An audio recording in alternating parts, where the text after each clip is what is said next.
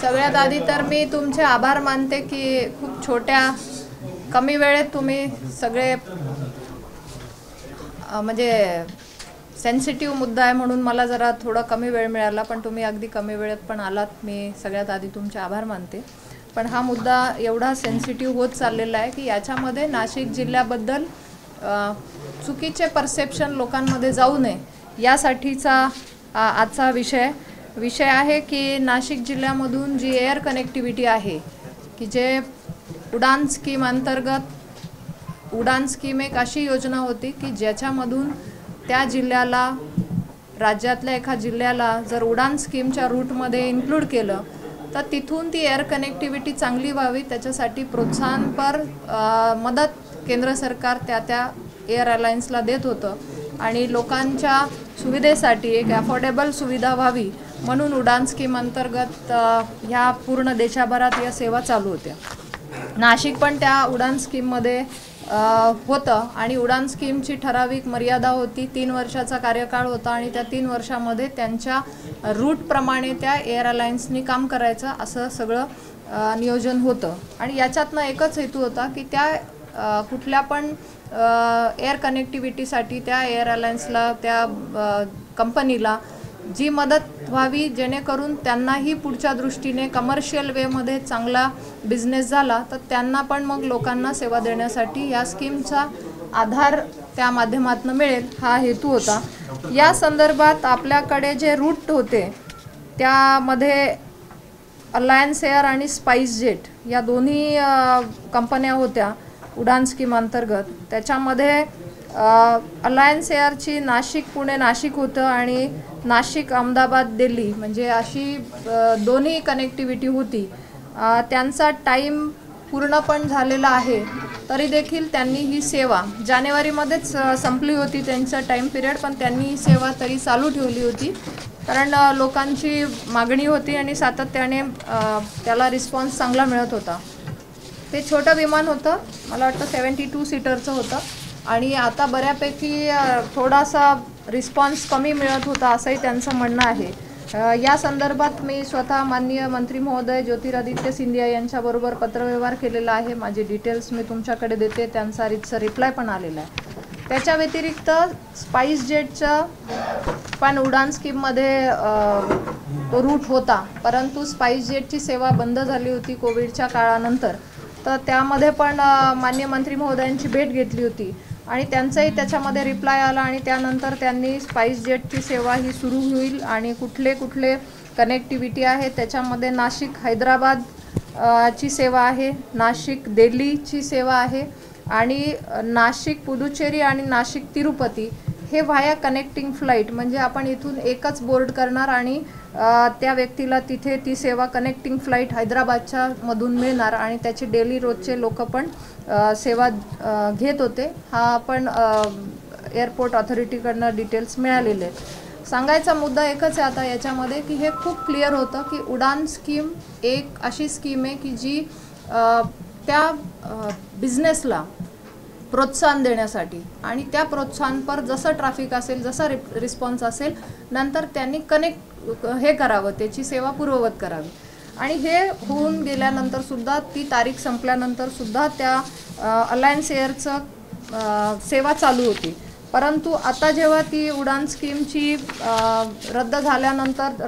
ते सेवा संपल्यानंतर पण ती कमर्शियल वेमध्ये त्यांचा मला जो रिस्पॉन्स आलेला आहे माननीय ऑनरेबल मिनिस्टरांचा रिप्लाय आलेला आहे की तुमच्या इथे या सेवा सुरू होत्या स्पाइस जेट आणि अलायन्स एअर. त्याच्यापैकी अलायन्स एअरचं असं म्हणणं आहे की त्यांनी ऑपरेशन सुरू ठेवलं आहे जानेवारीनंतर पण आणि त्यानंतर जो आता डिसिजन झाला आहे the decision of Alliance Air to discontinue the flight from Nashik is due to commercial reasons. यांचं म्हणणं आहे की काही कमर्शियल रिझन्समुळे आता ते ती सेवा डिस्कंटिन्यू करत आहे. अलायन्स एअरची जी चालू होती नाशिक पुणे आणि नाशिक अहमदाबाद दिल्ली या दोन्ही सेवा.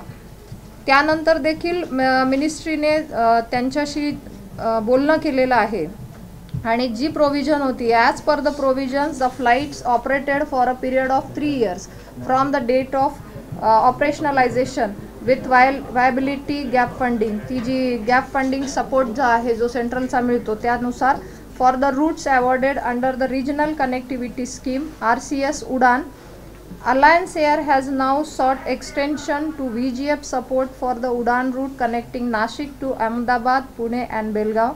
The proposal is under active consideration of the ministry. आता हे प्रपोजल त्यांनी परत दिलेलं आहे की आम्हाला परत ती RCS मधून त्या स्कीममधून सपोर्ट मिळावा यासाठी मिनिस्ट्रीकडे त्यांनी लिहिलेलं आहे आणि मिनिस्ट्रीचं म्हणणं आहे की हे प्रपोजल आता अंडर कन्सिडरेशन आहे. याच्यानंतर जे मिनिस्ट्री डिसिजन घेतील, कारण हा ओव्हरऑल पॉलिसी डिसिजन आहे, हे काय फक्त नाशिक जिल्ह्याला नाही आहे, जिथे जिथे उडान स्कीम होत्या तिथे तिथे हे सगळ्यांनाच लागू होतं. तर माझी विनंती आपल्याला अशी होती की थोडं परसेप्शन असं चर्चा चालल्या होत्या की जसं नाशिक जिल्ह्यालाच जाणीवपूर्वक टाळलं आहे, नाशिक जिल्ह्याच्याच सेवा बंद केलेल्या आहेत. तर असं नसून हे मिनिस्ट्रीकडे आता प्रपोजल गेलं आहे आणि माझीसुद्धा मागणी गेलेली आहे, त्याचा हा रिप्लाय आहे. आणि याच्या व्यतिरिक्त मध्यंतरी जे स्पाइस जेटच्या सेवा खंडित झाल्या होत्या तो पण रिप्लाय मान्य ज्योतिरादित्य सिंधिया यांचा आलेला आहे आणि त्याच्यामध्ये त्यांनी म्हटलेलं आहे की तुमच्या नाशिक जिल्ह्यासाठीच्या त्या फ्लाईट्स ज्या बंद होत्या त्या परत एकदा सुरू केल्या आहेत आणि त्या 22 जुलैपासून सुरू झालेल्या आहेत. नाशिक हैदराबाद, नाशिक दिल्ली, नाशिक पुदुचेरी आणि नाशिक तिरुपती या दोन मागच्या ज्या शेवटच्या दोन होत्या त्या कनेक्टिंग फ्लाईट होत्या.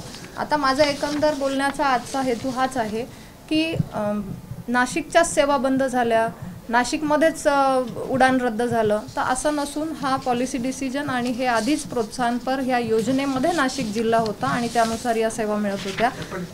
आणि त्याचबरोबर आता ओझर एअरपोर्टचं टेक्निकल रनवे मेंटेनन्स आहे, त्यामुळे 13 दिवस ती सेवा बंद होती. त्यात देखील थोडे गैरसमज असे झाले की सेवा रद्द करण्यात आल्या, परंतु हे ऑफिशियल यांचं नोटिफिकेशन आहे की त्या ऑपरेशनल रनवे मेंटेनन्ससाठी आपण ती सेवा 20 नोव्हेंबर ते 3 डिसेंबरपर्यंत आपण बंद करतो आहोत. त्याच्यामध्ये थोडेफार प्लस मायनस डेज होऊ शकतील कारण तो मेंटेनन्सचा भाग आहे, परंतु याच्या व्यतिरिक्त देखील आपण प्रयत्न करतो आहोत.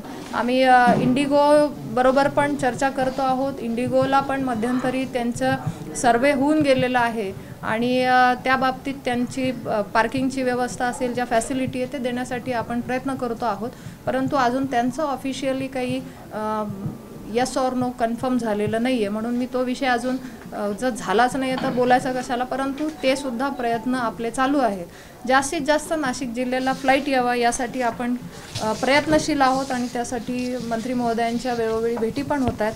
पण उडान स्कीमचं हे ठरलेला साचा होता आणि त्यानुसार त्या कंपनीला जर चांगला प्रॉफिट मिळत असेल तर ते कमर्शियल वेला ते चालू करू शकतील. ह्या आहेत. याच्यामध्ये 2 फ्लाईट होत्या तुमच्या, नाशिक पुणे G72 सीटर्सची होती आणि नाशिक अहमदाबाद.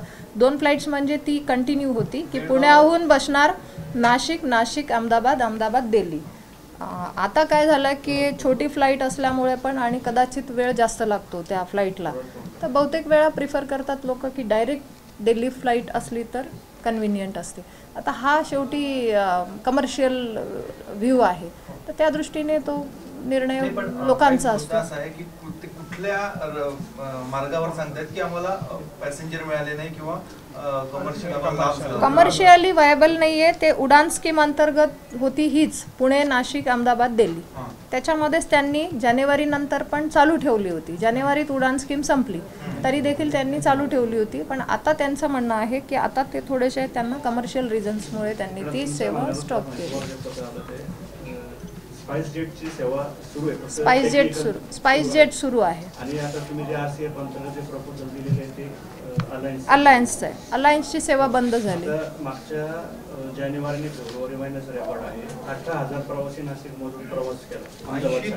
18,000 नाही, एक मिनिट सप्टेंबर ऑक्टोबरचा डिटेल्स मी देते.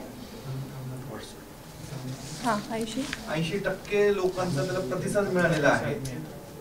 80% मिळत असताना बंद कसं होतं? नाही 80%पेक्षा माहिती त्यांच्याकडेच मिळाली कंपनीकडे. विषय पुणे आणि हैदराबादला RCF मध्ये लगेच त्यांनी मंजूर दिली ना, म्हणजे जे डिस्कनेक्ट झाली होती ती सर्व्हिस पुन्हा सुरू झाली? नाही सुरू झालेली. हैदराबाद आणि पुणेची सुरू झाली. त्यांनीच म्हटलेलं आहे की त्यांना त्यांच्या व्यतिरिक्त त्यांनी कमर्शियल वे मध्ये चालू ठेवलं होतं. हे त्यांचाच reply. Alliance Air has operated Udan flight from Nashik to Ahmedabad, Pune, Belgaum from 1/2/19 up to 31/1/20 म्हणजे जानेवारी 22 पर्यंत The flight from Nashik to Delhi was operated by Air Alliance on commercial basis. Post January 22, Alliance Air has operated the Udan flight on commercial basis without any funding gap facility support.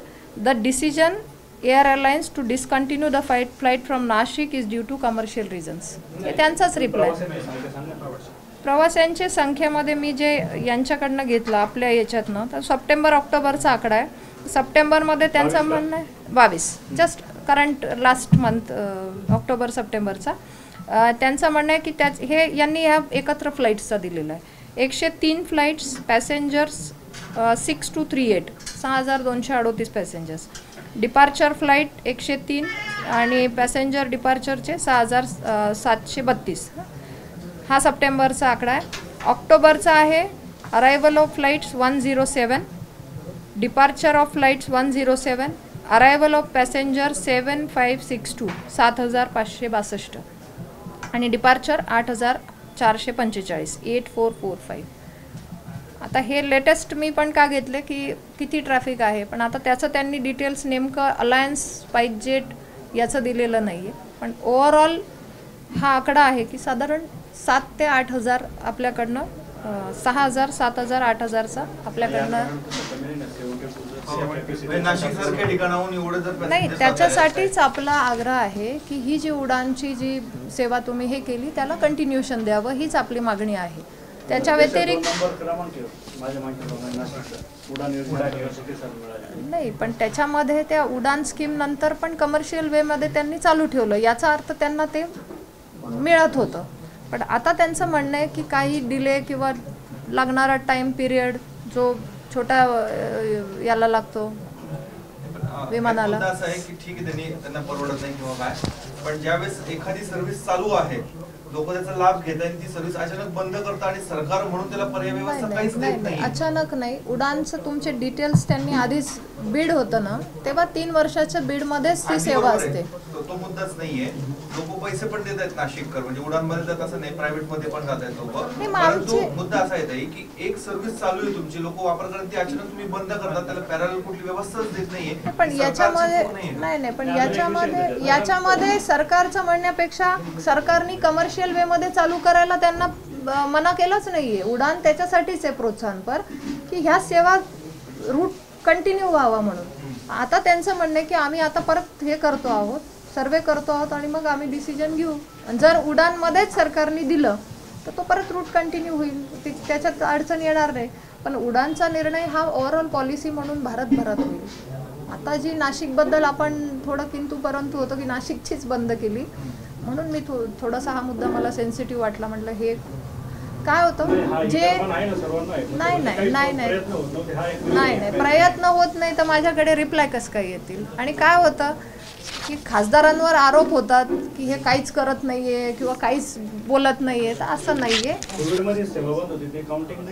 जे चालू होतं नाही, त्यांनी overall त्यांचं bidding जे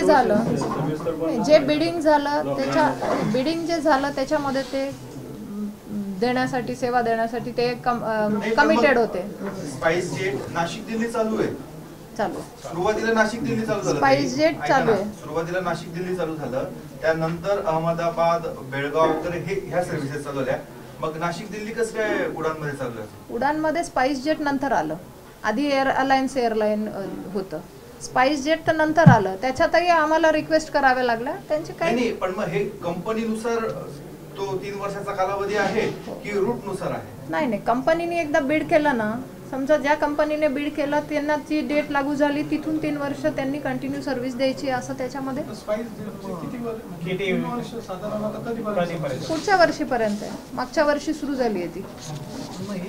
मध्ये जरा त्यांना पण काही फायनान्शियल अडचणी होता, त्याच्यात बंद झाली होती आणि त्याच्यानंतर मग परत फॉलोअप केल्यानंतर ती सुरू झाली. हे त्यांच्या लक्षात नाही आलं का की हा असा प्रॉब्लेम सुद्धा उद्भवू शकतो नाही कसा? म्हणजे एका कंपनीचं बीड जे आहे ते संपतंय, दुसऱ्या कंपनीचं रेग्युलराइज होतंय. पण मग ती स्कीमच त्याच्यासाठी होती ना. स्कीम कशासाठी आहे की ह्या उडान अंतर्गत आम्ही तुम्हाला सपोर्ट करतोय. तुम्ही 3 वर्ष आम्ही सपोर्ट दिल्यानंतर तुम्हाला जर रूट कंटिन्यू झाला तर तुम्ही त्या प्रॉफिटमध्ये कमर्शियल वेमध्ये ती चालू ठेवा सेवा. आता त्या एअरलाईन्सनी चालू ठेवली पाहिजे, यांनी काही महिने चालू ठेवली. पण आता त्यांचं परत म्हणणं आहे की आम्हाला रिस्पॉन्स कमी येतोय, लोक पुण्याहून अहमदाबादहून दिल्ली जायला नाही म्हणतात, त्यांना डायरेक्ट कनेक्टिव्हिटी मिळाली तर ते नाही म्हणतात, मग ते कशाला चक्कर मारून जातील, कुठेतरी तो लॉस पण होतो त्यांचा. प्रवाशांची संख्या बघितली आणि जर सेवेचा जर लाभ बघितला तर या विमान कंपन्यांना कुठेतरी फायदा झाला असंच दिसतंय. पण असं असताना देखील उडान योजनेअंतर्गत हे सगळं बंद झालंय म्हणून आम्ही या सेवा बंद करतोय, हे सांगणं कितपत योग्य आहे? याबाबत केंद्र सरकार या विमान कंपन्यांबाबत चर्चा करणार का? नाही, आपण म्हणाला तसं हा प्रॉफिट होण्यासाठीच ही स्कीम होती. या स्कीमचा उद्देशच होता की लोकांना अफोर्डेबल सेवा मिळावी म्हणून, आणि याच्यामध्ये हे क्लिअर होतं की ही 3 वर्ष सेवा मिळणार, कुठल्याही राज्याला कुठल्याही जिल्ह्याला उडान अंतर्गत आलेली सेवा ही 3 वर्ष राहणार.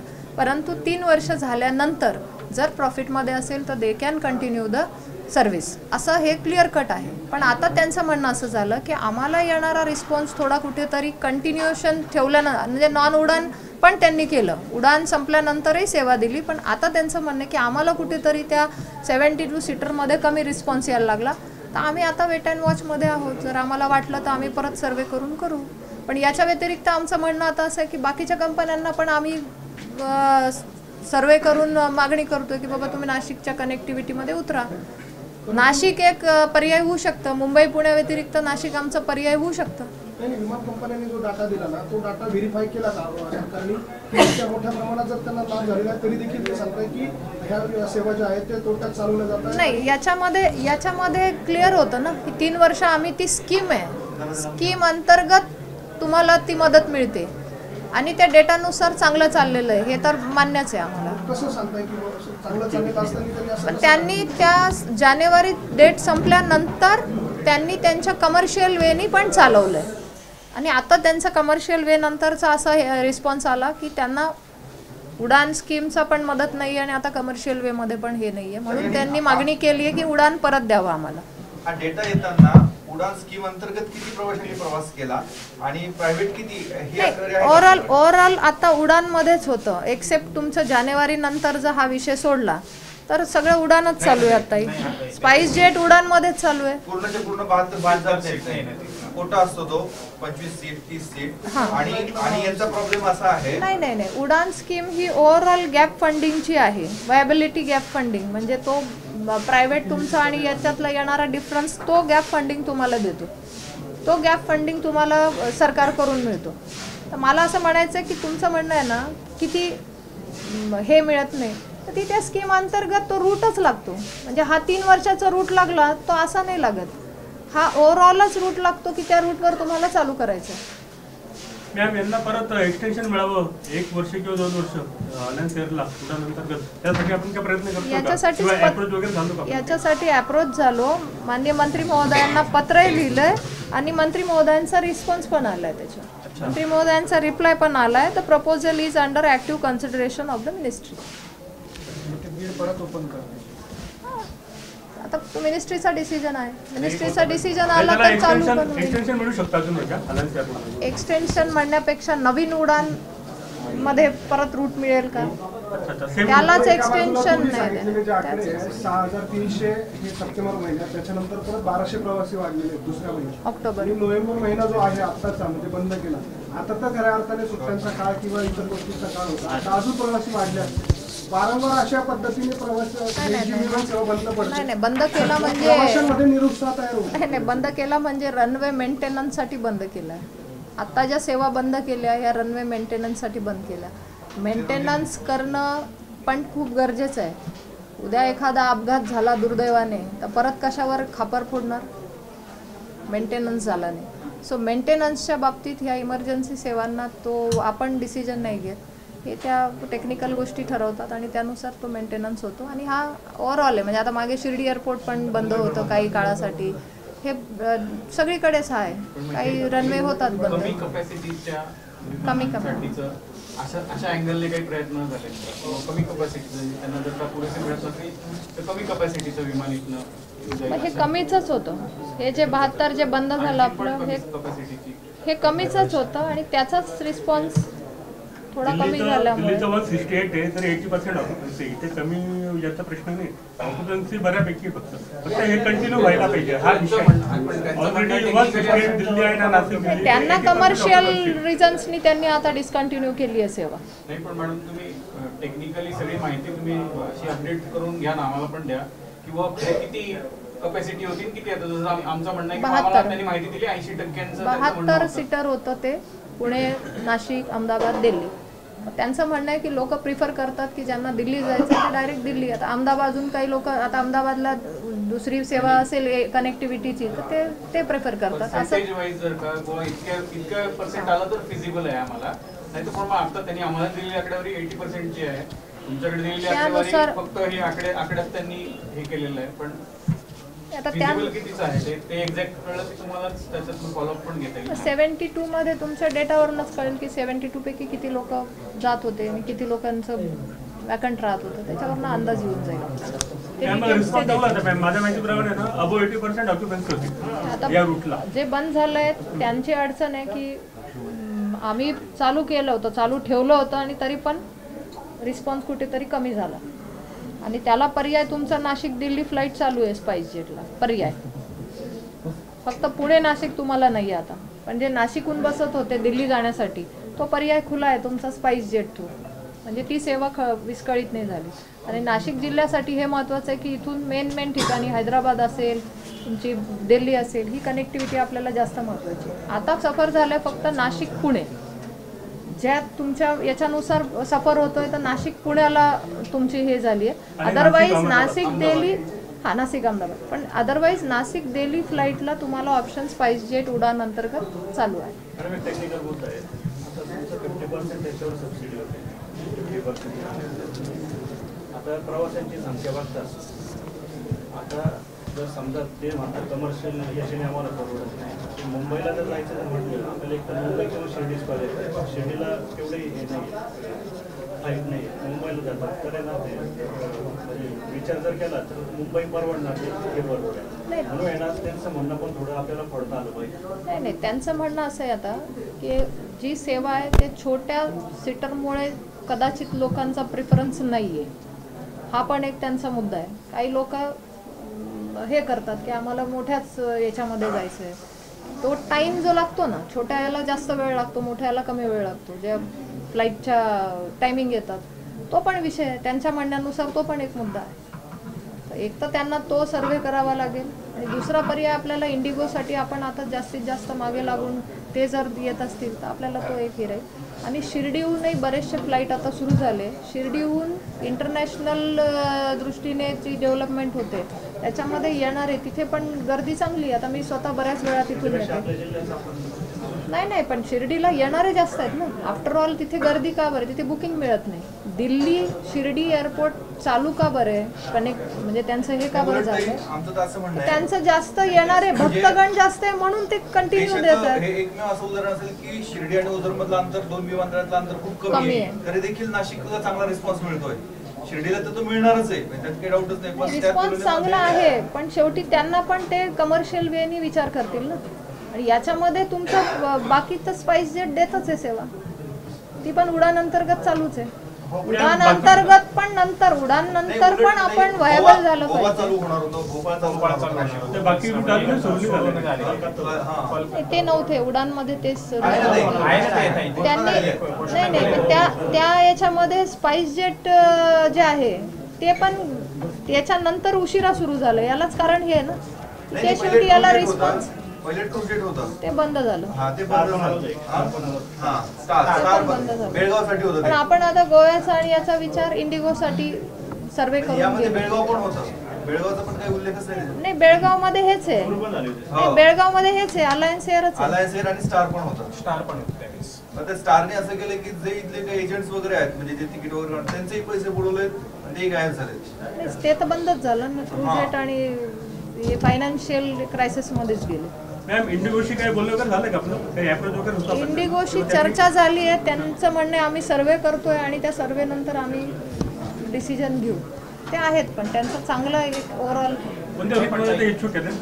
त्यांनी गोवा पण सांगितलं आणि अजून हैदराबाद वगैरे त्यांची इच्छा आहे. तिथून कनेक्टेड पण अजून त्यांनी तसं ऑफिशियली आपल्याला कमिट नाही केले, म्हणून मी तो विषय अजून काही करत नाही. पण इंडिगोला आपण करतोय. नाही, पण इंडिगोकडनं दरवेळेस वारंवार तारखा पण दिल्या जातात की नोव्हेंबरमध्ये आम्ही करू. त्याच्या अगोदर 3 ते 4 वेळेस त्यांनी मुहूर्त काढले, पण ते प्रत्येक वेळेस सेवा काही सुरू झाली.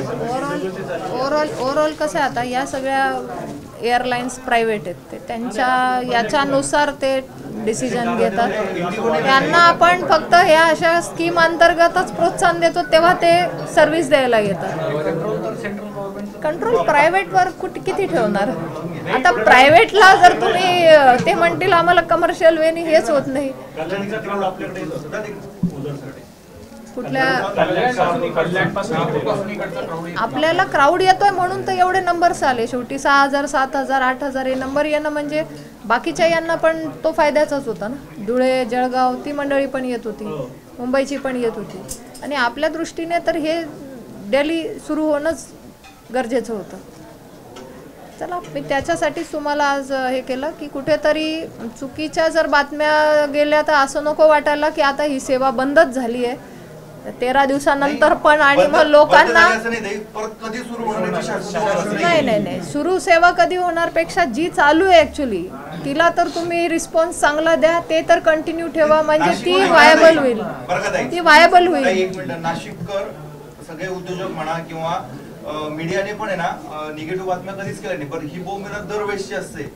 एक तास निगेटिव्ह नाही केल्या मी, त्याच्यासाठीच हा क्लिअरिटी ठेवते. आता परवाच्या दिवशी पण एवढा हल्लाबोल माजला होता. पॅसेंजर गेले सगळे दिल्लीला, सामान्य 4 दिवसापूर्वी दिल्लीहून विमान सुटणार होतं, अचानक सांगितलं की तुम्ही नाशिकला या. ते लोक आले. बरं, नाशिक मधनं ज्या दिल्लीला फ्लाईट जातात ना 2-2, 3-3 तास लेट हे एरवी पण चालतात. कधी कधी अचानक सांगतात बंद झालं. आम्ही काय विचार करतो, नाशिकचं याच्यामध्ये नुकसान होऊ नये म्हणून सर्व पत्रकार ही काळजी घेतच असतात. परंतु हे असं पण नको व्हायला की बातम्या आल्या म्हणून आम्ही असं करतो, असं हे नाही. प्रश्न तो नाहीये. माझं एवढंच म्हणणं होतं की तुम्ही परसेप्शन असं नको जायला की आता बंदच झालंय, नाशिकवरून सेवाच बंद झालाय. म्हणजे एक अलायन्स बंद झाल्यानंतर दुसरी चालू आहे, ऑप्शन आहे. दिल्ली हैदराबाद कनेक्टेड पुदुचेरी आणि तिरुपती. शेवटी तो पण तर बोर्डिंग इथूनच होतोय ना, तो चालू आहे ना. तर मला तिरुपतीला जायचं आहे पण मला असं सांगितलं की बंद झालेलं आहे, पण ती सेवा चालू आहे. आणि याच्यात अजून एक प्रॉब्लेम असा आहे की ह्या ज्या कंपनीज आहे यांच्याकडनं कुठल्या स्वरूपाची माहिती एखादा विचार तुम्ही कोणाकडनं माहिती येत नाही. ठीक आहे, ऑफिशियल येत नसेल तर त्या बाबतीत मी इथे विचारलं कोणाला तो माझी रिस्पॉन्सिबिलिटी नाही, तुम्ही मुंबईला विचारा, मुंबई सांगतो दिल्लीला विचारा. या बाबतीत एक व्यवस्था तुम्ही ठीक आहे, आपण व्यवस्थापन करू. आणि जेव्हा काही टेक्निकल हे असतात हे तर ऑफिशियली त्यांना द्यावे लागतात, त्यांनी दिले पण पाहिजे की मेंटेनन्स आहे. आता काय झालं, मलाही बातमी अशी आली होती आपल्याच लोकांकडनं की बंद झाल्या एअरलाईन्स, सगळ्या एअरलाईन्स बंद झाल्या. म्हटलं असं कसं काय झालं? नंतर कळलं की अरे हे तुमची काम आहे, टेक्निकल कामाच्या रिपेअरिंगच्या कारणास्तव हे 13 दिवस बंद राहणार आहे. म्हणजे बातमी असते वेगळी पण प्रत्यक्षात तिथे वेगळंच हे झालं. त्याच्या आधी असं आलं की एअरलाईन्स बंद झाली आणि एअरलाईन्समुळे मग सगळीच सेवा बंद झाली. ती एअर अलायन्स ती अलायन्स अलायन्सनी तर सांगितलंच आहे, अलायन्सनी तर लेखीच दिलंय कमर्शियल वेमुळे आम्ही व्हायबल नाहीये म्हणून आम्हाला हे आहे. पण आपण प्रयत्न करतोय आणि मिनिस्ट्रीकडे आपण रीतसर मागणी केलेली आहे की एनी हाऊ हे कुठल्या स्कीममध्ये सपोर्ट करा आणि आम्हाला चालू ठेवा. शेवटी नाशिकसाठी आपल्याला सगळे नाशिककर मिळून ह्या सेवा सुरू करणं गरजेचं आहे. त्याच्याबरोबरच रेल्वे सेवा पण आपण त्याच्यासाठीच कंटिन्यू केली की जी राजधानी सुरुवातीला आठवड्यातनं एकदाच होती. माननीय पियुषभाईंना तेव्हा आम्ही भेटलो, आम्ही दोन्ही खासदारांनी प्रयत्न केले आणि ती डेली केली. का तर हीच असं सेवा इथे विस्कळीत झाली तर आम्हाला इमर्जन्सी पर्याय द्यावा. आणि ती राजधानी दिल्ली पण रोज झाली. आता त्याचाच इतका चांगला रिस्पॉन्स आहे की आपल्याला त्याच्यात भांडायची गरजच पडत नाही. शेवटी त्या सेवेला रिस्पॉन्स चांगला आला तर ती सेवा रेग्युलर चालते. सध्या जास्त करून मंत्री आणि नेतेच रेल्वे लाईनचा वापर करतायत. खड्डे आता बुजवायची सुरुवात झालेली आहे. पावसामुळे ते काम थांबलं होतं, पण आता आम्ही पण तसे मीटिंगमध्येच निर्देश दिले होते की पावसानंतर सुरुवात करा आणि सुरुवात झालेली आहे. त्याच मीटिंगमध्ये जिल्हा नियोजनाच्या मीटिंगमध्ये तुम्ही जी आधी शंका उपस्थित केलेली होती नाफेडच्या कांदा खरेदीबाबत 10 सप्टेंबरला झालेल्या जिल्हा नियोजनच्या बैठकीमध्ये पालकमंत्र्यांनी त्याबाबत चौकशी समिती नेमावी आणि ती चौकशी सुरू करावी असं सांगितलं होतं. जिल्हाधिकाऱ्यांच्या नेतृत्वामध्ये ती समिती नेमली गेली, पण नाफेडकडून त्याबाबत माहिती द्यायला टाळाटाळ केली जाते. तुम्ही असेल केंद्रीय मंत्री किंवा पालकमंत्री असेल यांच्या आदेशाला सुद्धा जुमानत नाफेड याकडे आपण काय नाही, या बाबतीत न जुमानण्याचा प्रश्नच येत नाही. नाफेडने जी काही खरेदी केली आहे आणि जे काही डिस्पॅच केलेलं आहे याच्यामध्ये क्लॅरिटी असणं आणि ती सांगणं क्रमप्राप्त आहे. या बाबतीत आपण जिल्हा नियोजनमध्ये पण विषय घेतला आणि त्यानंतर सुद्धा आमच्याकडूनही वारंवार त्यांना सूचना गेल्या आहेत. तुम्ही जी खरेदी केली आहे किंवा कांदा किती खराब झाला आहे याचा तरी तुम्ही अभ्यास केला का, किंवा तो आता लवकरात लवकर डिस्पॅच केला पाहिजे जेणेकरून नवीन कांदा येईल मार्केटमध्ये. आता त्याच्या आधी हा डिस्पॅच झाला का? आणि याच्यासाठी मी स्वतः मंत्री महोदय पियुषजींची पण भेट घेतली होती आणि त्यांनी सुद्धा याचे आदेश दिले. कारण जेव्हा आम्हाला असं कळलं की हा डिस्पॅच इथल्या लोकल मार्केटमध्ये झाला, त्यांनी ते सांगितलं पण काही छोट्या प्रमाणात आम्ही तो डिस्पॅच केला कारण की इथे पण त्याला भाव मिळतोय म्हणून. परंतु आम्ही ऑब्जेक्शन घेतलं की इथे लोकल मार्केटमध्ये तो डिस्पॅच न करतात बाकी राज्यांमध्ये ज्या जिथे गरज आहे, नॉर्थ ईस्ट असेल किंवा बाकीच्या राज्यांमध्ये.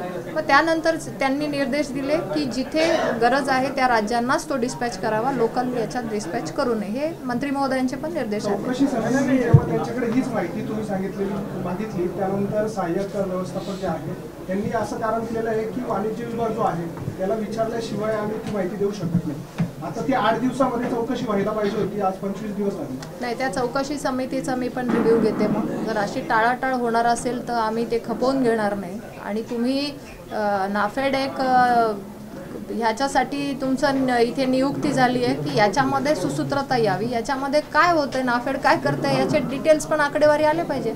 जर आम्ही मागणी करतो की कांदा खरेदी वाढून द्या, 1.5 लाख मेट्रिक टनची आज 2.5 लाख मेट्रिक टन खरेदी वाढून घेतली, तर या डेटाबेसवरच आम्ही मागणी करू ना.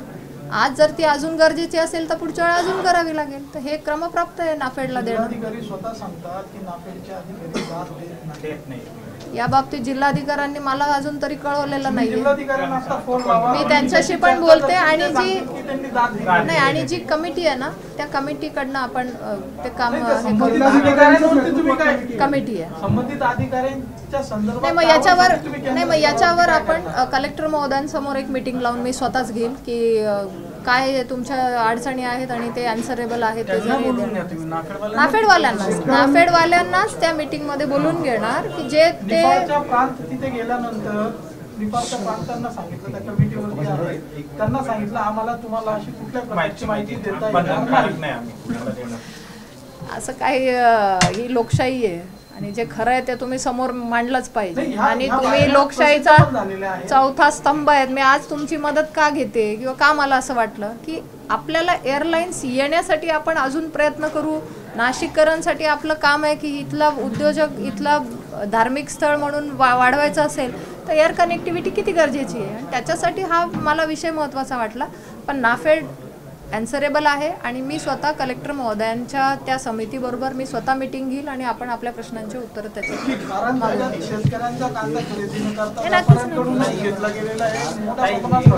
नाही त्याच्यासाठीच ही चौकशी चालू आहे. एकच प्रश्न आहे की या संदर्भात तुम्ही म्हणताय की राजधानी एक्सप्रेस जी आहे आपण डेली केलेली आहे सगळ्या गोष्टी आहेत, पण गेल्या 8 दिवसात नाशिक पुण्याचा जो सेमी हायस्पीड रेल्वेचा प्रकल्प होता तो आता सेंट्रलने सांगितलेला आहे की रेल्वे कम रोड कम असा प्रोजेक्ट करावा. तर असं वाटत नाही का कुठेतरी नाशिकवरती अन्याय आहे, कारण की हा देशातला पहिला प्रकल्प होता. नाशिक रेल्वेच्या बाबतीत माननीय मंत्री महोदयांकडे मीटिंग झाली होती रेल्वे मंत्रालयाकडे. त्याच्यामध्ये हायस्पीडच्या बाबतीत काही टेक्निकल जे एरर्स असतात म्हणजे ते रोखण्यासाठी स्पीड मध्ये जर काही अडचणी असतील त्या अपघात रोखण्यासाठीच्या काही नॉर्म्स यांनी फुलफिल केले पाहिजे. मला वाटतं ते फुलफिल झाले नव्हते. तर केंद्रीय मंत्री महोदयांनी असे आदेश दिले की या बाबतीत पुन्हा एकदा आम्हाला डिटेल्स द्या आणि त्या हायस्पीडच्या बाबतीत ॲश्युरन्स द्या. आणि शेवटी कुठलाही प्रोजेक्ट करत असताना या सगळ्या टेक्निकल गोष्टी बघितल्या जातात आणि त्यासाठी त्यांनी फेअर सर्वे करून द्यायला लावलेले आहे. परंतु दुर्दैवाने त्याच्यामध्ये पण अशाच बातम्या आल्या की हा प्रोजेक्ट रद्द झाला. तर हा रद्द नाही झालेला, त्याच्यावर त्यांनी डिटेल्स मागवले आहेत. माननीय देवेंद्रजींनी या बाबतीत एक 3-4 दिवसापूर्वी सुद्धा मुंबईला मीटिंग घेतली आणि त्यांनी तेच सांगितलं की जे केंद्रीय मंत्री महोदयांकडनं डिटेल्स मागवले ते आपण टेक्निकली अधिकाऱ्यांनी द्यावेत. तर हे सबमिट झाल्यानंतर तो प्रोजेक्टचा विचार होईल. वायबिलिटी याच्यातच विषय असा आहे की गेल्या महारेलने जे काही सर्वे केलेला होता त्याच्यात 3 ते 4 वेळेस बदल झाले. त्यांनी प्रत्येक वेळेस जिल्हा प्रशासनाला ते माहिती द्यायची, आम्हाला या गावातनं सर्वे करायचा आहे, या गावातनं आम्हाला जमीन अधिग्रहित करायची आहे, या गट हे गट आहे. पहिल्यांदा दिल्यानंतर परत जेव्हा प्रशासन ते प्रोसिजर करतं पुढच्या वेळेस लगेच ते दुसरे गट येतात, आम्हाला हे फिजिकल नाही पहिले म्हणून आम्हाला दुसरे गटातनं हे करायचे आहे. असे 4 ते 5 वेळेस त्यांनी सर्वेमध्ये हे केलेलं आहे. पण महारेललाच आता विचारणा झाली होती या संदर्भात. यांनी महारेलच्या बाबतीत तुम्ही थोडं महारेलवाल्यांशी बोला, त्यांच्याकडेच त्या गोष्टींची पूर्तता करून मागितली मंत्रालयाने. मंत्रालयाला पूर्ण करून द्यावी. जसं आम्ही एखाद्या राज्यामध्ये मेडिकल कॉलेजला मंजुरी दिली तर आम्ही त्या राज्याला पत्र लिहितो की आम्हाला जागा द्यावी.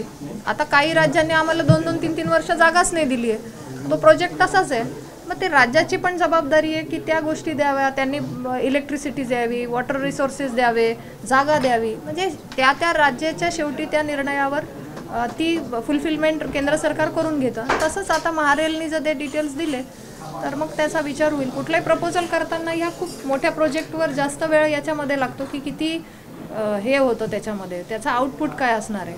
त्या कमिटीपुढे ते गेलेलं आहे. पण रद्द झाला असं अजिबात नाही आहे, याच्यावर आमचंही लक्ष आहे आणि नाशिककरांसाठी लढतोय आपण. गेल्या 2-3 दिवसामध्ये तुमच्या मतदारसंघामध्ये पण फिरले आदिवासीच्या याच्यामध्ये, तर तुम्ही इथून जाताना तुमच्या मतदारसंघापर्यंत तुम्हाला खड्ड्यांची कशी अवस्था झाली किंवा काय रस्त्याची काय अवस्था? मी स्वतः प्रवास करते आणि माझ्या प्रवासामध्ये पण मी अधिकारी बोलून घेतले होते. अधिकाऱ्यांना अगदी खड्डे दाखवत आम्ही गेलो आणि त्यांनी मान्यही केलं की पावसामुळे आम्ही थांबलो होतो, ते काम सुरू झालं आणि त्याच्यानंतर त्यांनी ते काम पण सुरू केलेलं आहे.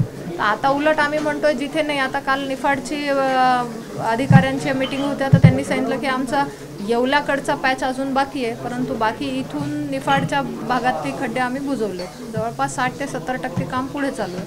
अजून काही भागातले असतील तर त्याचाही रिव्ह्यू आम्ही घेतोय आणि याच्याकडे लक्ष आहे, कारण निधी उपलब्ध आहे.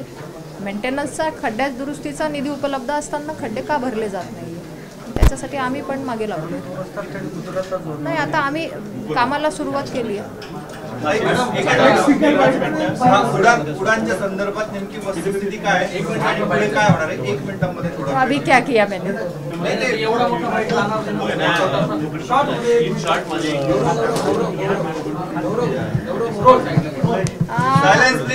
अरे या दरवाजा लावून घ्या, कोरडे थोडा मागे त्यांना म्हणा मागच्यांना आवाज थोडा कमी. आवाज बंद करा.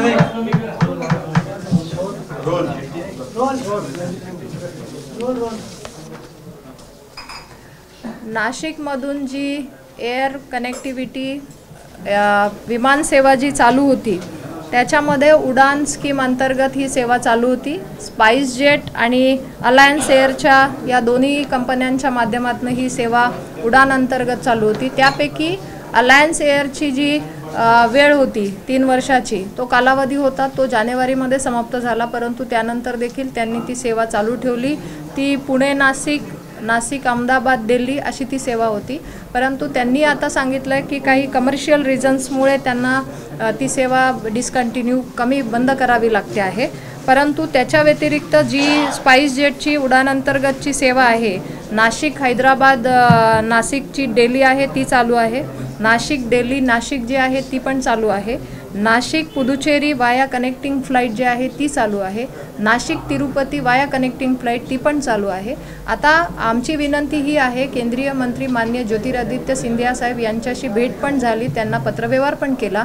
आता आमचं म्हणणं होतं की अलायन्स एअरची जी सेवा होती पुणे नाशिक अहमदाबाद दिल्ली फ्लाईट ती कंटिन्यू करण्यात यावी, जेणेकरून नाशिककर त्याचा चांगला त्यांना फायदा होत होता आणि ही सेवा पूर्ववत करावी. मंत्रालयाकडनं मला माननीय मंत्री महोदयांचा रिप्लाय पण आला आहे आणि त्यांनी सांगितलं की जी सेवा चालू होती त्यामध्ये कंपनीने सांगितलं की कमर्शियल रिझनमुळे त्यांनी ही सेवा बंद केली, परंतु तरी देखील मिनिस्ट्री या प्रपोजलचा विचार करते आहेत. आपण पॉझिटिव्ह वेमध्ये त्याचा विचार करू असं माननीय मंत्री महोदयांचा याच्यात रिप्लाय आलेला आहे. परंतु जी सेवा नाशिक अहमदाबाद व्हाया दिल्ली होती ती सेवा मात्र स्पाइसजेटच्या माध्यमातून चालू आहे नाशिककरांसाठी.